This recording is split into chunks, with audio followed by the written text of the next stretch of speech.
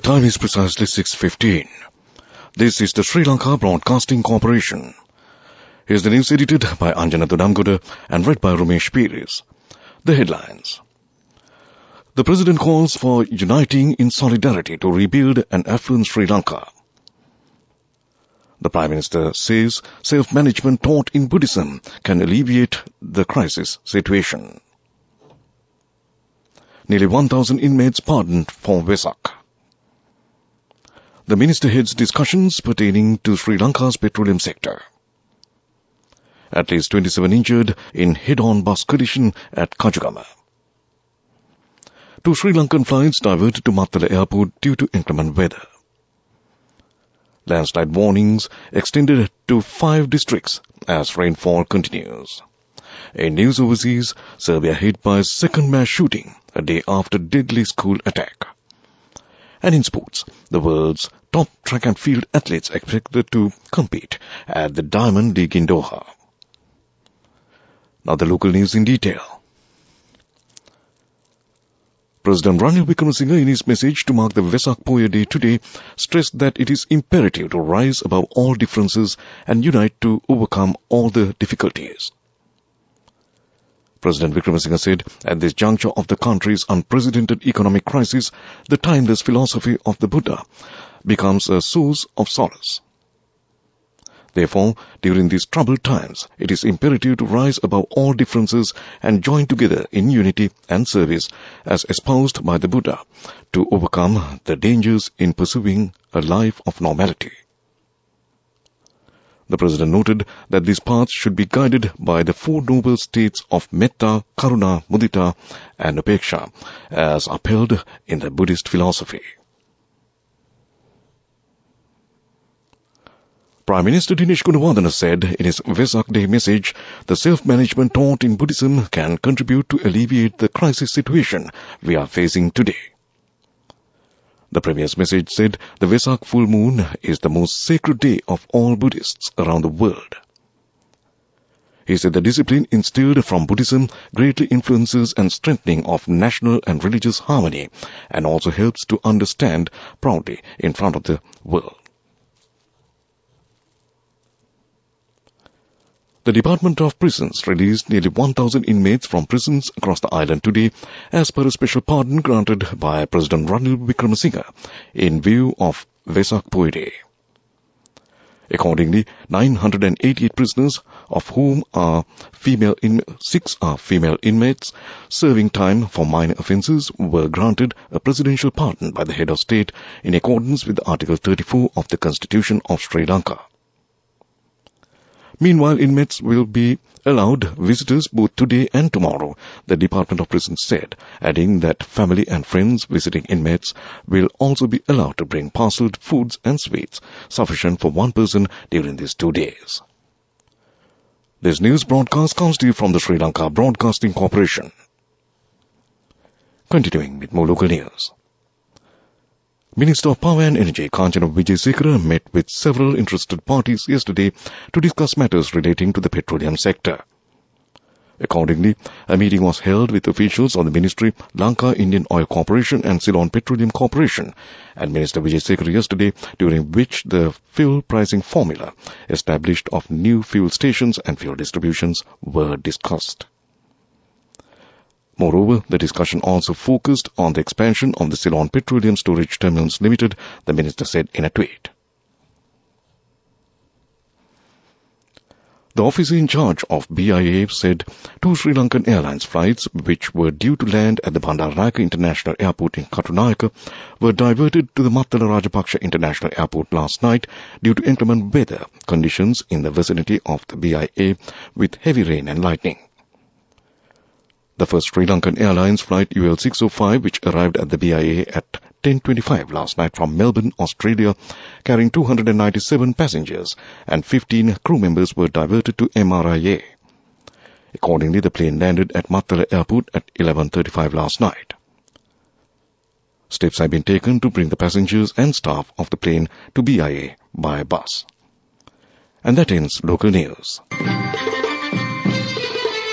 The main news story is brought to you by Siddhalepa Veda Mahatmya. Moving on to the main news story.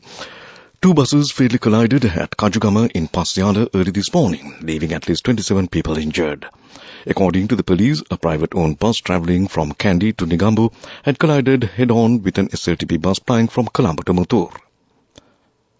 The police said wounded individuals, including the driver of the two buses, were rushed to the hospital for medical care. A total of 23 were admitted to the Watupitipula Hospital, while the remaining 4 were admitted to the Warakapula Hospital. However, 6 people who sustained minor injuries have been discharged from the Watupitipula Hospital. Following the accident, vehicular movement on the Colombo-Kandy main road was disrupted at Kajugama. Negombo police are conducting further investigations into the accident. And that was the main news story. The main news story was brought to you by Siddhalepa Vedamahatmya. In Watchlight this evening, the National Building Research Organisation has extended the landslide early warnings to 5 districts: Badulla, Gaul, Kegaul, Matale and Matara. Accordingly, a level 1 yellow warning is effective in the following areas until 12:30 a.m. on Saturday.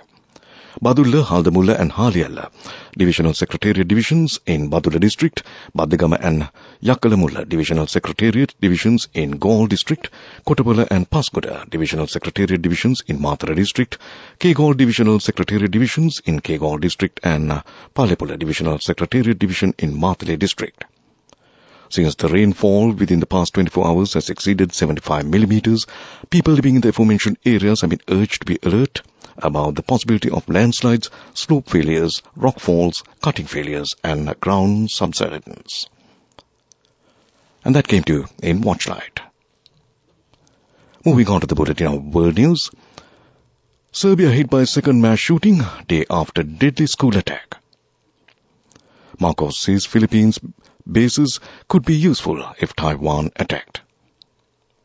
Apple stakes future growth on emerging markets, starting with India. Now the world news in detail. At least 8 people have been killed and 14 are wounded after a gunman in a moving car opened fire on passengers in a town south of Belgrade, the second mass shooting in a week in Serbia, where such tragedies are rare. The drive-by attack late on Thursday came after 8 children and a security guard were killed in a mass shooting at a school on Wednesday. Philippines President Ferdinand Marcos Jr. said yesterday that granting U.S. access to Philippine military bases was a defensive step that would be useful if China attacked Taiwan. Marcos speaking at the end of a 4-day visit to Washington that included a summit with President Joe Biden and an agreement to update the country's nearly 72-year defensive alliance, did not respond directly when asked whether the United States could place weapons at the bases if China attacked Taiwan. When Apple Incorporated surprised investors this week with a rise in iPhone sales, despite a slump in the global smartphone market, Chief Executive Tim Cook credited emerging markets like India, where the company is luring away Android phone users. Cook is betting that those markets will provide more opportunities for growth with their youthful populations and relatively few iPhones. Apple said iPhone sales rose 1.5% to $51.3 billion to its fiscal second quarter, even as global smartphone shipment fell 13% in January to March, according to research firm Canalys, whose data showed Apple gained market share from Android phones. Back to the headlines of the world news. Serbia hit by second mass shooting day after deadly school attack. Marcos says Philippines bases could be useful if Taiwan attacked.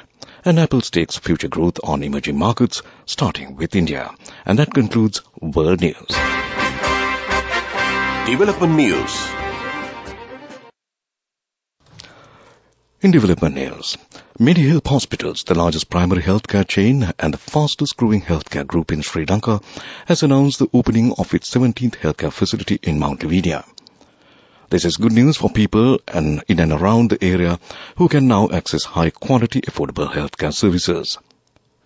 The new MediHealth Hospital in Mount Lavinia is the second multi-specialty hospital of the MediHealth Hospital chain, with the other being the flagship MediHealth Hospital in Horana. The inpatient facilities, which include operation theatres, inpatient rooms, day surgery units, and ICU and delivery suites, are expected to commence operations in June 2023. Medihealth Hospitals, Mount Lavinia, will also be equipped with facilities including a CT scanner in the near future.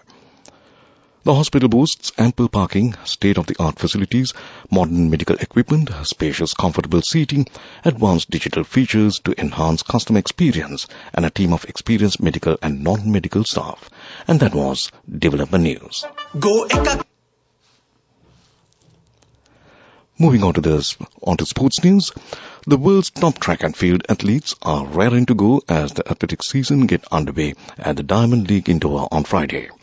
After hosting the FIFA World Cup last year, Qatar has a busy sports calendar for 2023, and the star-studded Diamond League is one of the key events. Among the athletes eyeing the finish line in the Qatari capital are 15 reigning world and Olympic champions. And that came to you in sports news. Go ekaktiana youth ekata life eke change ekata niyameta set wenna as wahagena dakupugina habe karanna youth ekata niyameta set wenna friendship eka menna. The all-new NSB Ithru account, NSB I Am, a plan for your dream. Business News, sponsored by National Savings Bank, the safest place for your money. In business news, the annual engineering award scheme was established by the Institution of Engineers, Sri Lanka, to encourage and celebrate the excellence in the science and the practice of engineering by rewarding the best and the finest of its members, individuals, organizations and enterprises in Sri Lanka for their outstanding accomplishments and achievements related to engineering. In order to recognize achievements in the sector, Engineer Dr. A.C. Viswalingam Annual Award for Most Outstanding Engineer 2023 was launched yesterday at the IESL Auditorium. The proposed award will recognize an outstanding engineer who has shown exemplary commitment in engineering and who has contributed to Sri Lanka society and or globally through engineering practices, innovations, resourcefulness, good governance, commitment to health and safety, environment sustainability, while always adhering to good ethical practices. Guidelines and nominations, application forms could be downloaded from the IESL website www.iesl.lk. That's guidelines and nominations, application forms could be downloaded from the IESL website www.iesl.lk.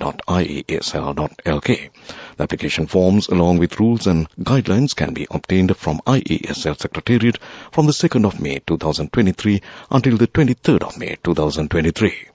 The closing date for submission of application forms and relevant documents will be the 31st of May 2023. And that was Business News. Business News, sponsored by National Savings Bank, the safest place for your money.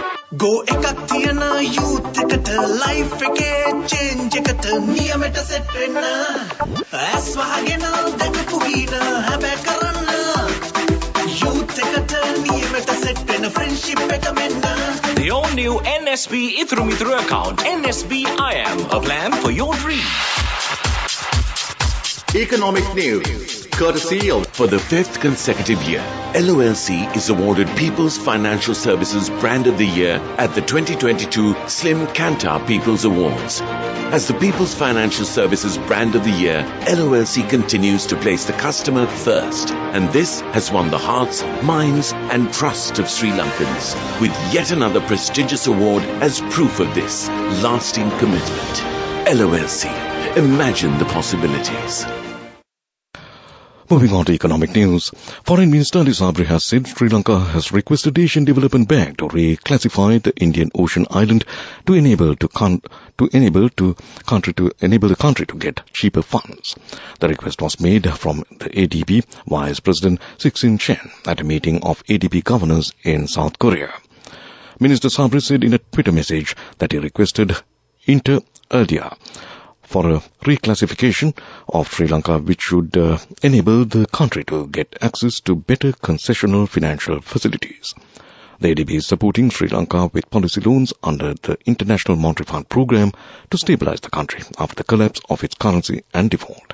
And that was Economic News. LOLC Finance is taking the power of innovation to the next level, winning 5 golds at the Technovation Awards 2022, leading the digital revolution with cutting-edge interbanking digital payments. LOLC Finance claims the overall gold award whilst also claiming an extraordinary victory in digital banking. Weather report. And finally, moving on to the weather report, the Meteorology Department says showers or thunder showers will occur at times in the western, Sabaragamuwa, northwestern and southern provinces and in the Kandy and Nuwara districts. Fairly heavy showers, about 50 millimeters, are likely at some places. Showers or thunder showers will occur elsewhere, particularly during the evening or at night. Strong winds, about 40 to 50 kilometers per hour, can be expected at times over western and southern coastal areas. And that was the weather report. And now to conclude this news broadcast, a recap of the main news headlines. The President calls for uniting in solidarity to rebuild an affluent Sri Lanka.